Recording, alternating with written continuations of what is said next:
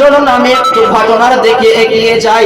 একদিন আমার দয়াল নবী মুস্তাফা, মায়ের নবী মুস্তাফা সাল্লাল্লাহু তাআলা আলাইহি ওয়াসাল্লামের নিকটে একজন ব্যক্তির জানাজা আসলো।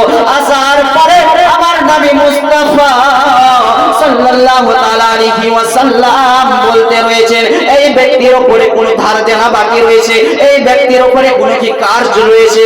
তখন ওই জায়গার সমস্ত মানুষ বলতে হয়েছে, ইয়া রাসূলুল্লাহ,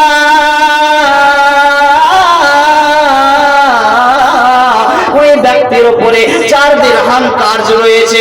তখন আমার দয়াল নবী মুস্তাফা সাল্লাল্লাহু তাআলা আলাইহি ওয়াসাল্লাম বলতে রয়েছেন, তোমরা ওই ব্যক্তির জানাজা পড়ে নাও, তোমরা ওই ব্যক্তির জানাজা পড়ে নাও। যে ব্যক্তির উপরে 4 দিরহাম কার্য রয়েছে, আমি ওই ব্যক্তির জানাজা পড়াবো না, আমি ওই ব্যক্তির জানাজা পড়বো না, কেননা ওই ব্যক্তির উপরে 4 দিরহাম কার্য রয়েছে। তখন ওই সময় আল্লাহর ফেরেশতা হযরতে জিবরিল আমিন আলাইহিস সালাতু ওয়াস তাসলিম নবী মুস্তাফার নিকটে আসলো, যিনি ফেরেশতাদের সরদার, যিনি ফেরেশতাদের প্রিন্সিপাল, যিনি ফেরেশতাদের সরদার, সাইয়্যিদুল মালায়েকা, যিনি সমস্ত ফেরেশতাদের সরদার হযরতে জিবরিল আমিন আলাইহিস সালাতু ওয়াস তাসলিম নবী মুস্তাফার নিকটে আসলো। আসার পরে বলতে রয়েছে, ইয়া রাসূলুল্লাহ,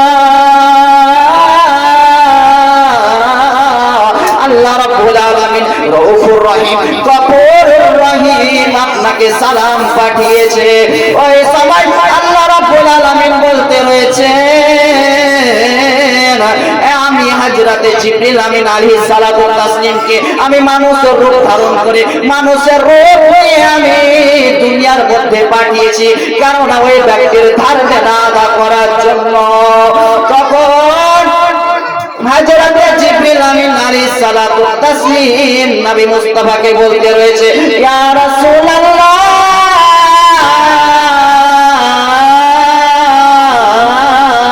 ইয়া হাবিবাল্লাহ, নবী গো, আপনি ওই ব্যক্তির জানাজার নামাজ পড়ে নিন, কারণ আল্লাহ রাব্বুল আলামিন ওই ব্যক্তির গুনাহকে maaf করে দিয়েছে। জোরে বলুন সুবহানাল্লাহ। এ আমার যুবক, তখন আল্লাহ রাব্বুল আলামিন রউফুর রহিম, গফুরুর রহিম বলতে রয়েছেন, ওই ব্যক্তির জানাজার মধ্যে যে ব্যক্তি উপস্থিত হবে, ওই ব্যক্তির জানাজার মধ্যে যে ব্যক্তি শরীর হবে, ওই ব্যক্তিকে আমি আল্লাহ রাব্বুল আলামিন ওই ব্যক্তির সমস্ত গুনাহকে আমি আল্লাহ maaf করে দেব। জোরে বলুন সুবহানাল্লাহ।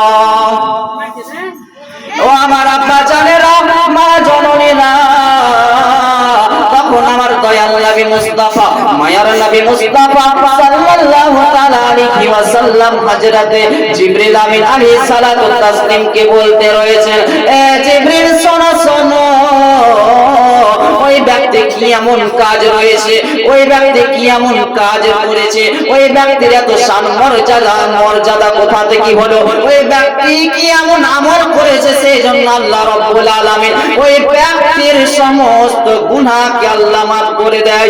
তখন হযরত জিবরিল আমিন আলাইহিস সালাতু ওয়াস তাসলিম বলতে রয়েছেন, ইয়া রাসূলুল্লাহ,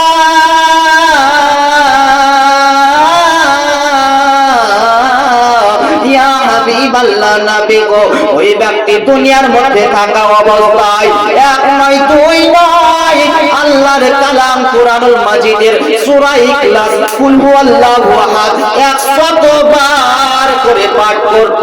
সেই জন্য আল্লাহ রাব্বুল আলামিন ওই ব্যক্তির সমস্ত গুনাহকে আল্লাহ maaf করে দিয়েছেন। জোরে বলুন সুবহানাল্লাহ। তখন হযরতে জিবরিল আমিন আলাইহিস সালাম বলতে রয়েছে, যে সূরার মধ্যে আল্লাহর সিফাত বয়ান করা রয়েছে, যে সূরার মধ্যে আল্লাহর হামদ ও সানা বয়ান করা রয়েছে, ওই সূরা ইখলাস, কুল হুয়াল্লাহু আহাদ, এই সূরাটা ওই ব্যক্তি 100 বার করে পাঠ করত। সেই জন্য আল্লাহ রাব্বুল আলামিন ওই ব্যক্তির সমস্ত গুনাহকে আল্লাহ maaf করে দিয়েছে। জোরে বলুন সুবহানাল্লাহ। তখন আমার দয়াল নবী, মায়ার নবী মুস্তাফা সাল্লাল্লাহু তাআলা আলাইহি ওয়াসাল্লাম কে হযরতে জিবরিল আমিন আলাইহিস সালাতু ওয়াস তাসলিম বলতে রয়েছে, ইয়া রাসূলুল্লাহ, আপনার উম্মত উম্মতের মধ্যে, আপনার উম্মতের মধ্যে আসমান থেকে জমিনের উপরে যত উম্মত রয়েছে, জন্মগ্রহণ করা থেকে নিয়ে ইন্তেকালের আগের দিন পর্যন্ত যদি কোনো ব্যক্তি সূরা ইখলাস একবার পাঠ করে, আল্লাহ রাব্বুল আলামিন ওই ব্যক্তিকে অতক্ষণ না দুনিয়া থেকে বিদায় দেবে না, ওই ব্যক্তিকে অতক্ষণ না দুনিয়া থেকে ইন্তেকাল করবে না, যতক্ষণ না দুনিয়ার মধ্যে থাকা অবস্থায় জান্নাতের মধ্যে একটা ঘর দেখবে না। জোরে বলুন সুবহানাল্লাহ। এ আমার আব্বা জানেরা, ও আমার মা জানেরা, দেখুন বেরাদার মিল্লাতে ইসলামিয়া, ওই ব্যক্তি কতই না ধার দেনা বাকি করে গিয়েছিল, তারপরে ওই ব্যক্তি প্রতিদিন সূরা ইখলাস 100 বার করে পাঠ করত। সেই জন্য আল্লাহ রাব্বুল আলামিন ওই ব্যক্তির সমস্ত গুনাহকে আল্লাহ মাফ করে দিয়েছে। জোরে বলুন সুবহানাল্লাহ।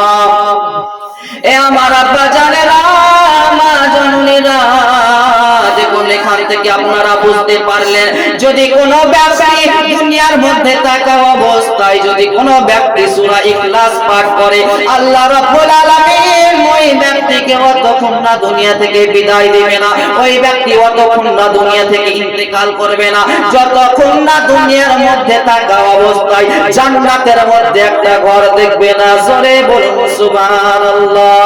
ও আমার আব্বা জানেরা, মা জননীরা, আমরা টাইমকে নষ্ট করে দিচ্ছি, আমরা ঘোরাফেরা করে টাইমকে শেষ করে দিচ্ছি, আমরা অন্যজনকে গালিগালাজ করছি, কিন্তু আমাদের একটু তৌফিক হয় না যে আমরা কোরআনুল মাজিদ একটু পড়ি, আমাদের তৌফিক হয় না যে আমাদের বাচ্চাদেরকে একটু কোরআনুল মাজিদ শিক্ষা দান করি। ও আমার আব্বা জানেরা, মা জননীরা, যদি কোনো ব্যক্তি কোরআনুল মাজিদ তেলাওয়াত করে, ওই ব্যক্তির অন্তর